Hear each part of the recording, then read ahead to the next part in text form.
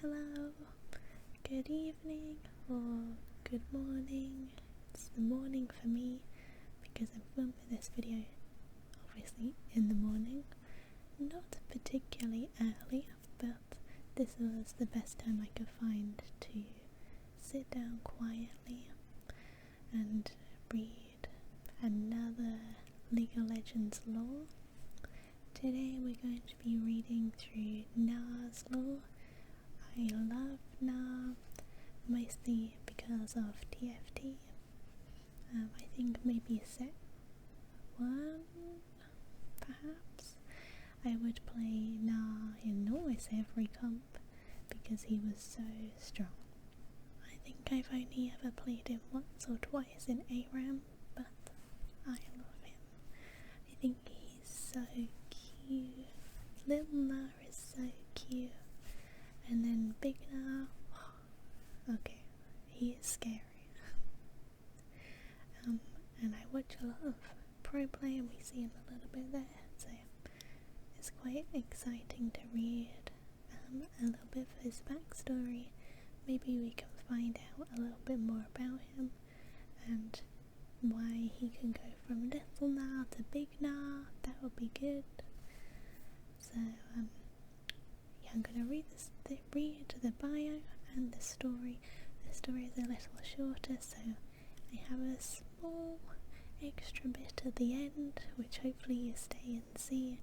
I'll put it in the end because it doesn't really relate to the rest of the reading, but it's still Gnar related, so stay if you want to see something a little different to what I've done so far. So let's get on to the reading.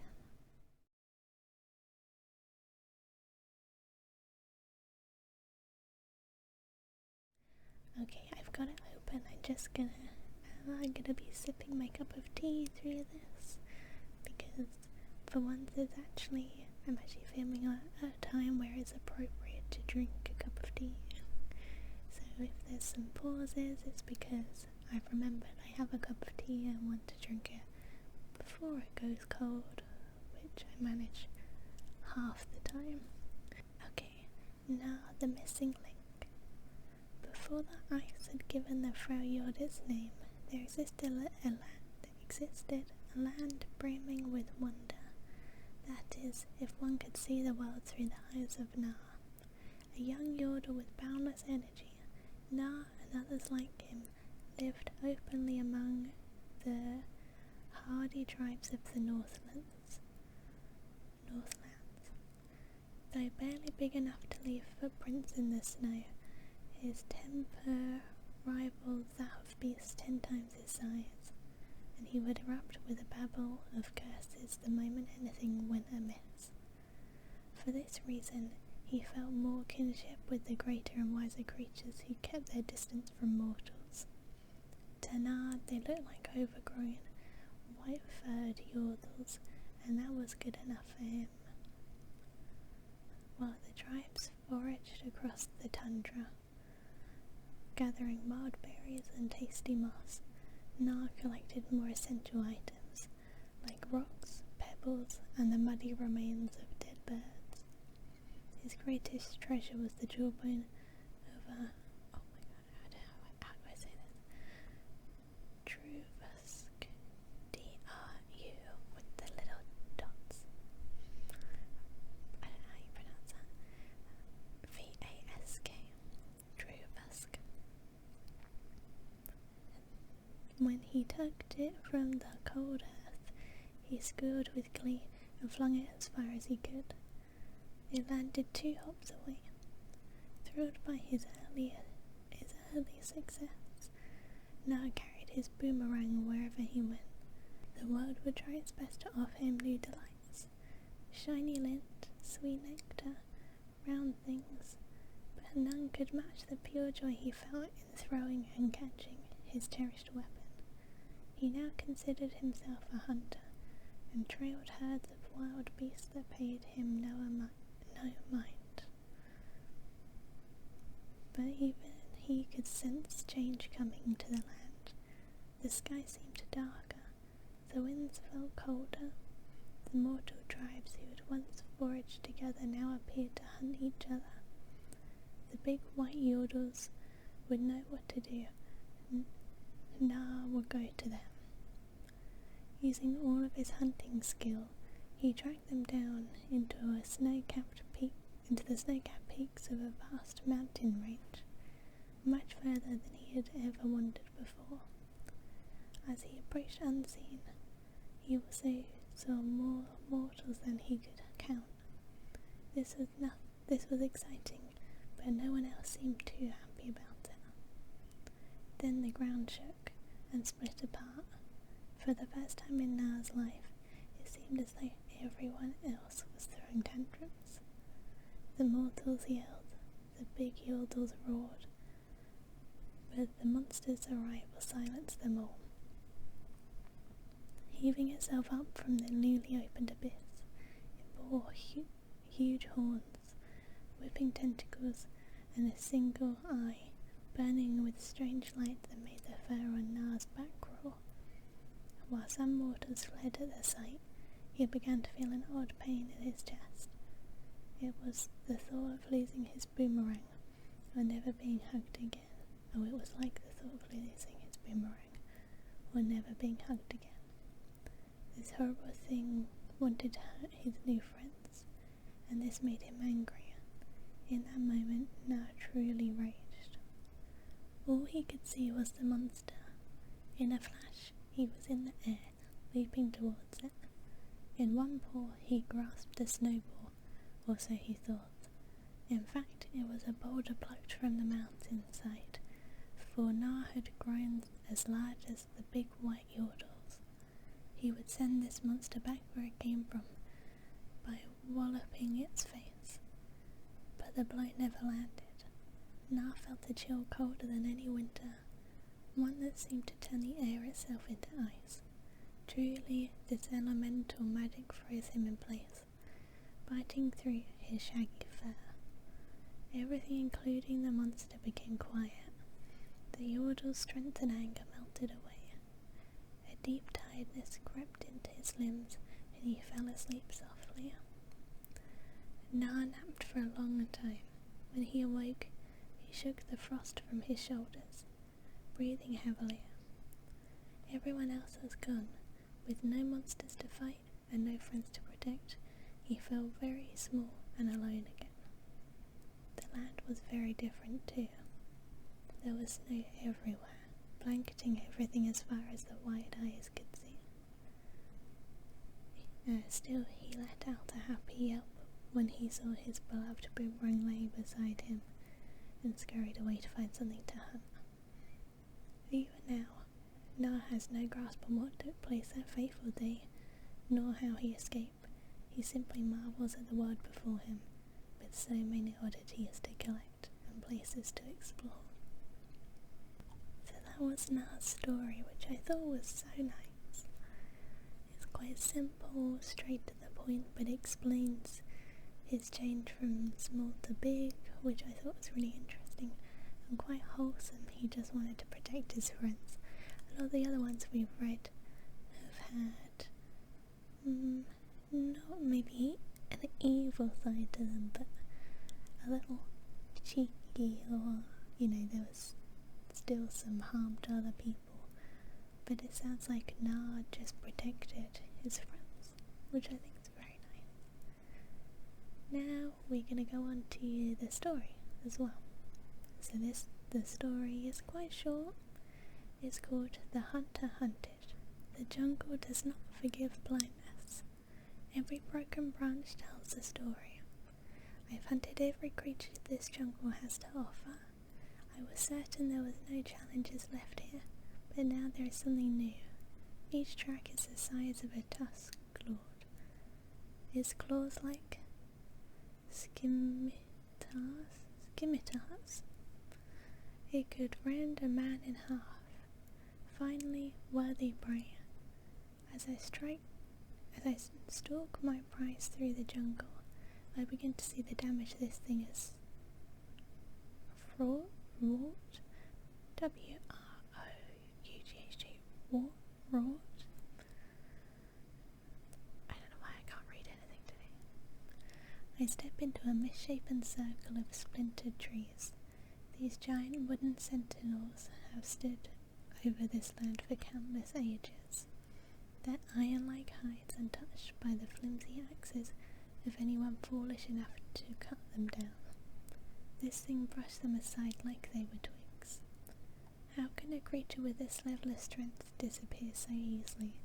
And yet, even though it has left this unmistakable trail of destruction, I've been unable to lay my eye upon it. How can it appear like a hurricane, then fade into the jungle like the morning mist? I thrill in anticipation of finally standing before this creature. It will make a tremendous trophy. Passing through the clearing, I follow the sound of a stream to get my bearings once more. There I see a small shock of orange fur, crouching, waiting. I spy on it from a distance. A tiny fish splashes out of the stream, and the creature scrambles for it, diving gleefully into the rushing water. To my joy, I realize it's a yordle, and a hunter at that. This is a good omen. The beast will be found. Nothing will escape me. The yordle's large ears perk up and face towards me.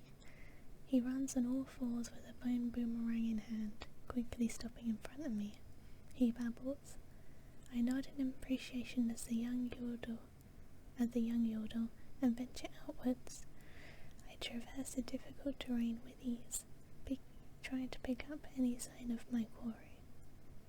As I try to pick up his scent, a distraction, I'm startled by strange chattering. The yordle followed me. I cannot allow him to disrupt my hunt. I face him and point into the direction. He looks at me quizzically. I need to be more insistent, good omen or no. I rear back and let out a roar, the wind whipping the yordle's fur, and the ground rumbling beneath us. After a few short seconds, he turns his head, and with that, I think and with what I think could be a smile, he holds up his small boomerang. There can be no further delay. I snatch the weapon out of his hands and expertly throw it into a tree, impaling it high amongst the branches. He turns and scrambles for it, jumping frantically. I barely get 10 paces when a roar shakes me to my very spine. The deafening crack of stone and wood echoes all around. Ahead, a giant tree crashes across my path. The bone weapon of the yordle juts out from its trunk. An unearthly growl rises behind me. I've made a terrible mistake. That's so good. I love that it's from somebody else's point of view. I think that's so clever, because the other stories hadn't been like that. I really like that. Short, straight to the point, and you know what's about to happen. I like that a lot. So now we've read Gnar's bio, we've read his story, and then the last bit today is I want to show you my mini Gnar. It's so cute. He is so cute, and I think he makes some very interesting sounds, so let me show you him.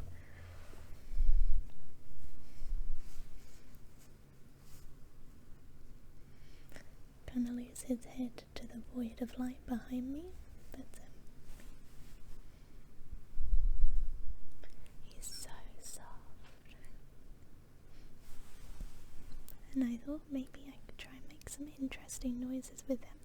This is the first time I've done this, so bear with me. First of all, I think his eyes make a really interesting noise.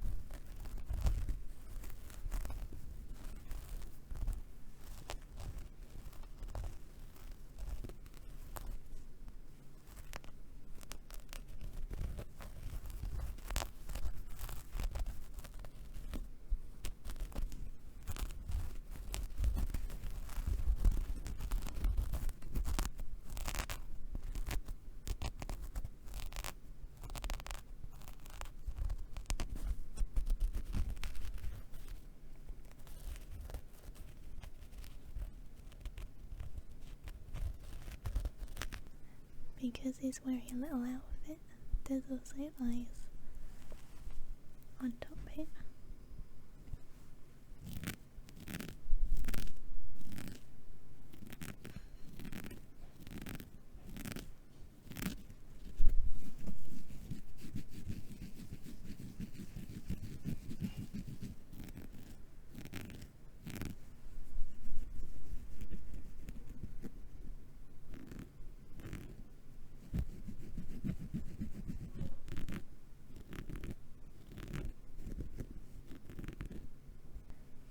We also have his ears.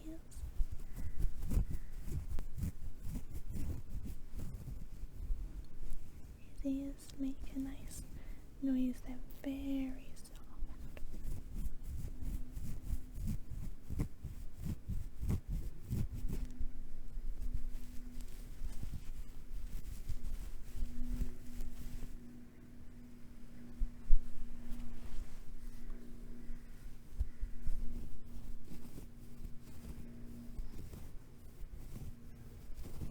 And then around his hood he has these little teeth.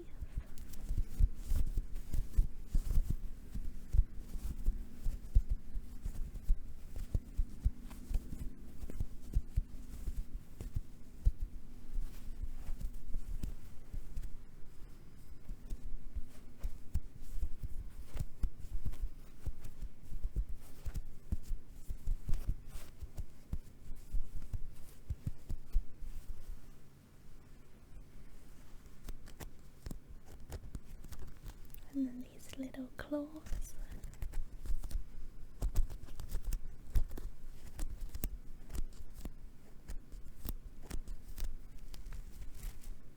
Oh, he's also got beady hands.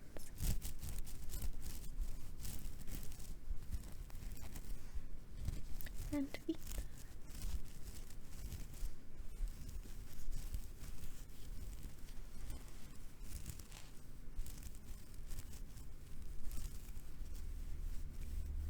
He's so cute.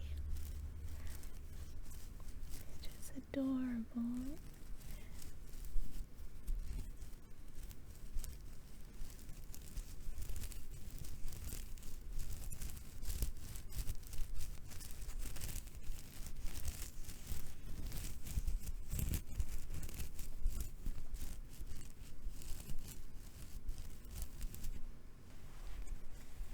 So that's the story and the lore and my little Gnar. He's so cute. I just love him so much. And I love that you can take the little outfit off, so you can take his hood off.